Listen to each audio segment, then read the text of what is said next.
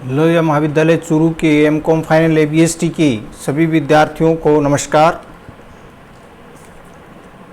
प्रिय विद्यार्थियों, आज के इस व्याख्यान में हम ट्रांसपोर्टेशन प्रॉब्लम्स का पार्ट 2 देखेंगे। पार्ट 1 में हमने ये समझा था कि किसी भी ट्रांसपोर्टेशन प्रॉब्लम को सोल्व करने के दो मुख्य स्टेजेस होते हैं। पहली स्टेज के अंदर अपन फर्स्ट सॉल्यूशन निकालते हैं, जो कि वोगल विधि से ही निकालते हैं। उसका अपन ने तरीका बताया था, उसकी पूरी प्रोसेस आपको समझाई गई थी। आज के इस व्याख्यान में ये फर्स्ट सॉल्यूशन की एक अपन व्यवहारिक समस्या लेते हैं और उसको ज्ञात करने की जो प्रोसेस है उसका अध्ययन इसमें करेंगे। आपके सामने एक प्रॉब्लम है जिसमें S1, S2, S3 तीन कारखाने हैं जिनको हम सप्लाई सेंटर कह सकते हैं। इनकी क्वांटिटी है 50, 40 और 47। इसी तरीके से ऊपर हैं D1, D2, D3। ये तीन डिमांड सेंटर्स हैं जिनकी टोटल डिमांड D1 की 60 है, D2 की 35 है और 42 है D3 की।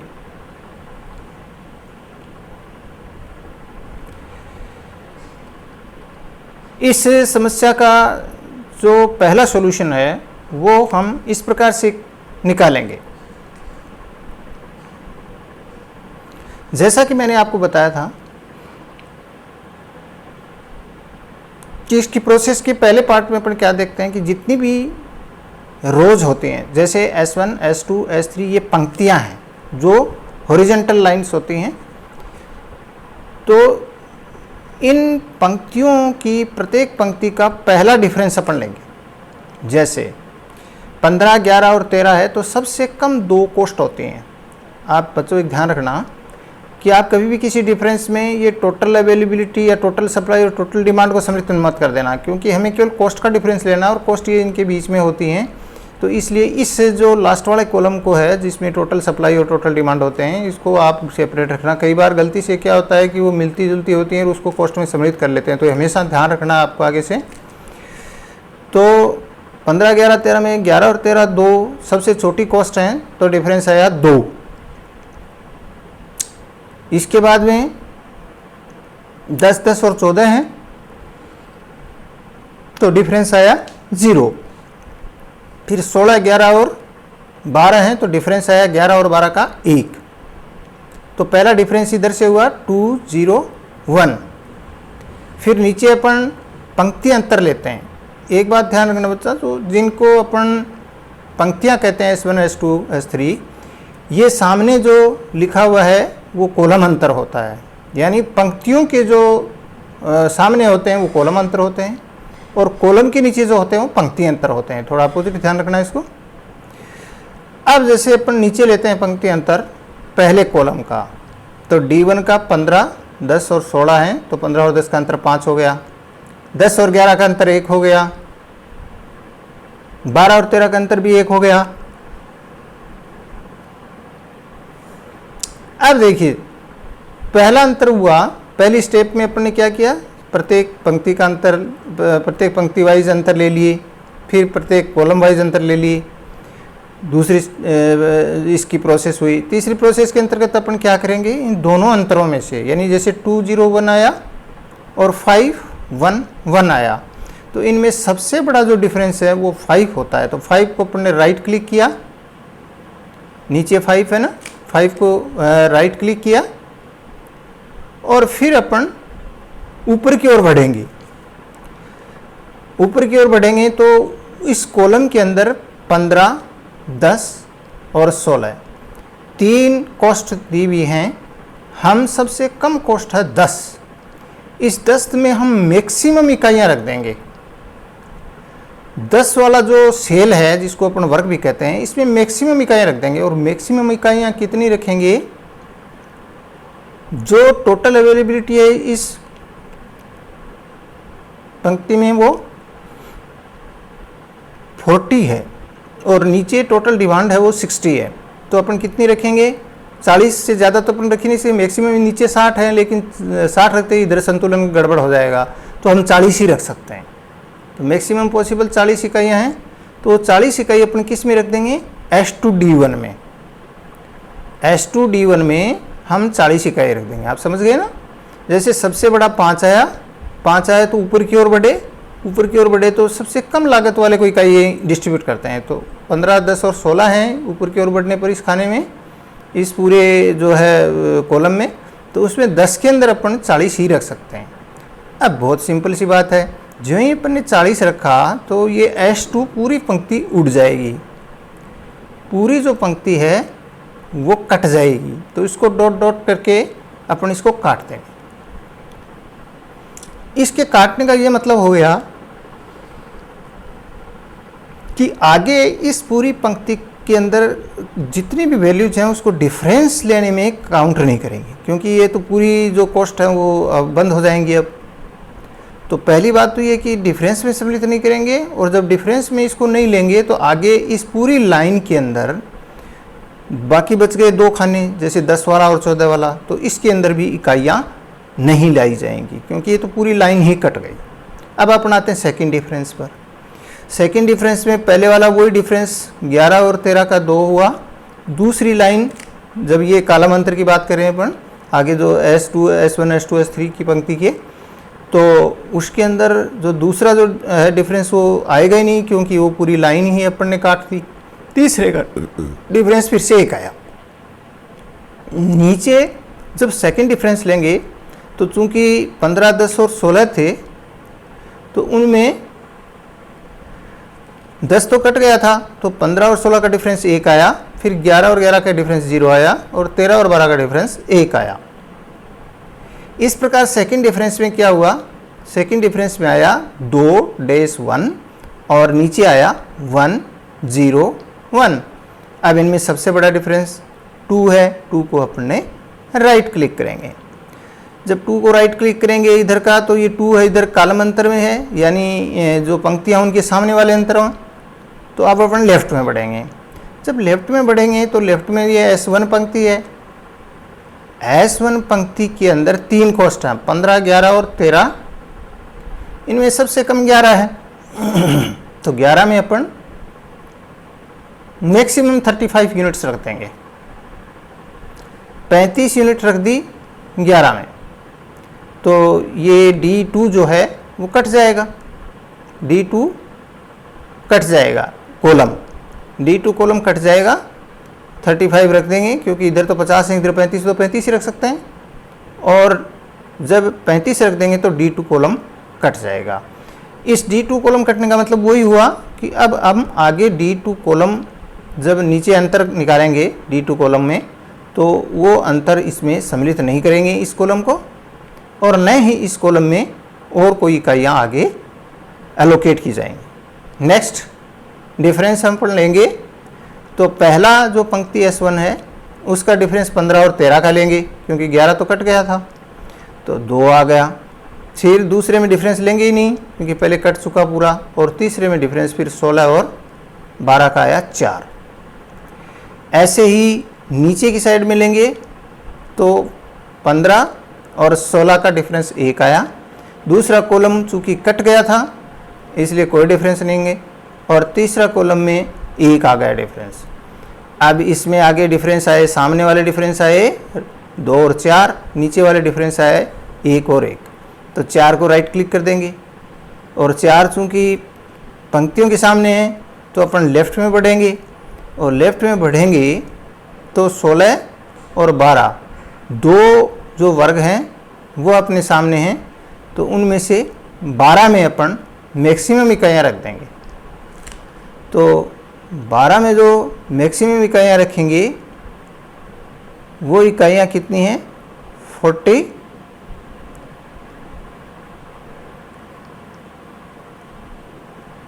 है, 40 कितनी है, 42 है, सॉरी। तो 42 इकाइयाँ अपन 12 में रख देंगे। 12 में 42 रख देंगे तो D3 कॉलम भी कट जाएगा, पूरा का पूरा D3 कॉलम कट जाएगा 42 इकाइयाँ रखते ही।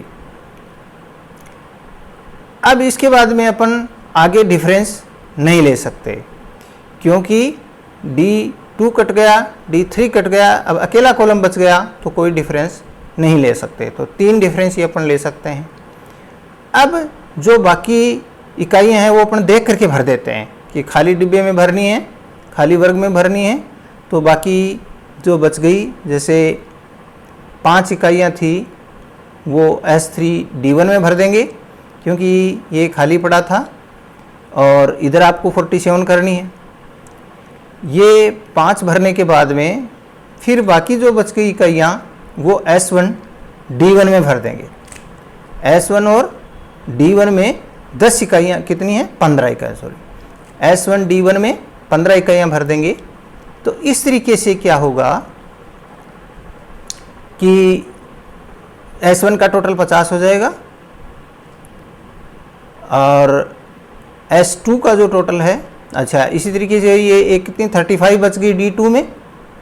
D2 वैसे कॉलम पहले कट चुका था, हाँ इसमें तो कहीं अपन भर चुके थे, तो कुल मिलाकर के फिर और बाकी कोई कॉलम नहीं बचा, तो कोई रो नहीं बची, तो हम आगे जोड़ मिला देंगे। तो ये 15 और 30 का टोटल 15 और 35 का टोटल 50 हो जाता है S1 का, S2 का 40, S3 का 47, ऐसे D1 का टोटल 60 हो जाता है, D2 का 35 हो जाता है और D3 का 42 हो जाता है। ये एलोकेशन जो है वो हमने वोगल विधि से कर दिया। तो बहुत सिंपल सी ये प्रोसेस है, वो आपको ध्यान में रखनी है, थोड़ा सा आप दिमाग लगाएंगे तो पता लग जाएगा। मैंने पूरी प्रोसेस आपको पीछे लिखा दी थी। पहले पंक्तियों का डिफरेंस लेते हैं, कॉलम का लेते हैं नीचे की ओर, और फिर जो बड़ा होता है उसको राइट क्लिक करके अलॉट करते जाते हैं, काटते जाते हैं, लोकेट करते जाते हैं, पंक्ति या स्तंभ को काटते जाते हैं, और लास्ट में जो बचता है तो वो उसको अलॉट कर देते हैं। तो ये सब प्रक्रिया आपको इसके अंदर पूरी मैंने बता दी है, जो अभी आपको बताई वो सारी प्रक्रिया इसके अंदर अपने लिख दी गई है। ये जो प्रक्रिया हुई, इस प्रक्रिया के अनुसार जो इकाइयाँ हमने अलॉट की हैं उन इकाइयों को हम गुणा कर देंगे। अब ये तो अलोकेशन हुआ, इसके बाद में हल क्या आएगा, हल के लिए अपन देख लेते हैं। जैसे S1D1 को मल्टीप्लाई कर देंगे, S1D1 में एलोकेट की हुई है तो 15 और 15 को गुणा कर देंगे। S1D2 में 35 और 11 को गुणा कर देंगे। S2D1 को 40 और 10 से गुणा कर देंगे। S3D1 को 16 और 5 को गुणा कर देंगे, और S3D3 को 42 और 12 से गुणा कर देंगे। तो जिन जिन वर्गों के अंदर इकाइयाँ भरी हुई हैं उनको हम गुणा कर देंगे। तो इससे गुणा करने पर जो लागत आएगी वो लागत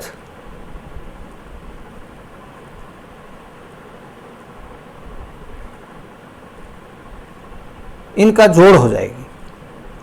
इन सभी का जोड़ वो लागत आएगी जो कि प्रथम हल की लागत होगी।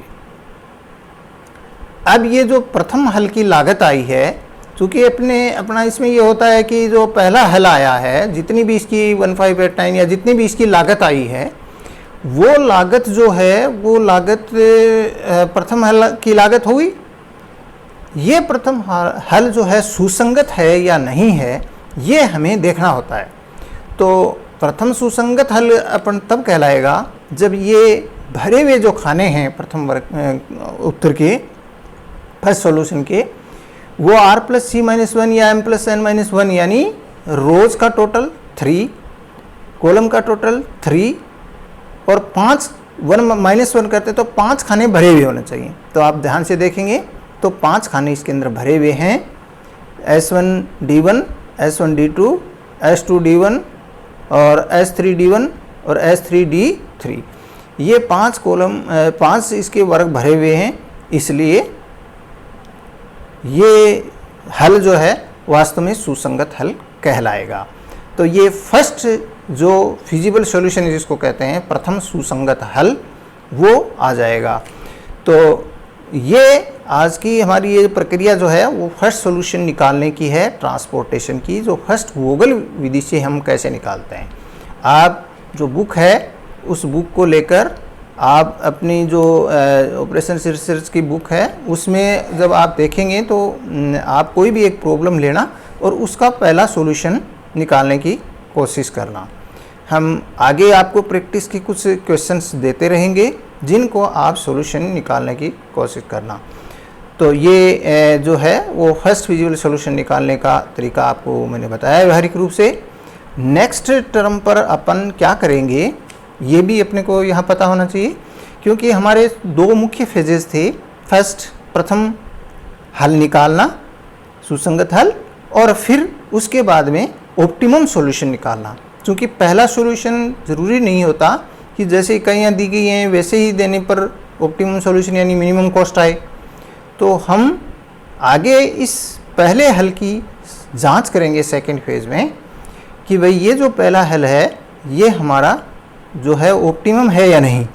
इसकी जांच हम सेकंड फेज में करके और उसके बाद जो हल निकालेंगे वो सेकंड हल आएगा, और फिर वो भी हमारा ऑप्टिमम है या नहीं है इसकी भी अपन जांच करते रहेंगे, और उस जांच पर खरा उतर जाएगा तो वो ऑप्टिमम हो जाएगा, नहीं तो फिर आगे चलेंगे। तो ये एक तरह से ट्रायल एंड एरर मेथड चलता रहेगा। जब ऑप्टिमम कॉस्ट निकालनी होगी यानी नेक्स्ट सेकंड जो इसका फेज होगा उसमें, तो ऑप्टिमम कॉस्ट निकालने के लिए आपको फर्स्ट एक टेस्ट करना पड़ सकता है, दो करने पड़ सकते हैं, तीन करने पड़ सकते हैं। तो जितने टेस्ट आगे करने पड़ेंगे वो उसी ही प्रक्रिया आगे इसकी बढ़ती जाएगी। तो ये आपको ध्यान रखना है। आज तक के हिसाब से आपको केवल फर्स्ट सॉल्यूशन निकालने का तरीका आना चाहिए। नमस्कार।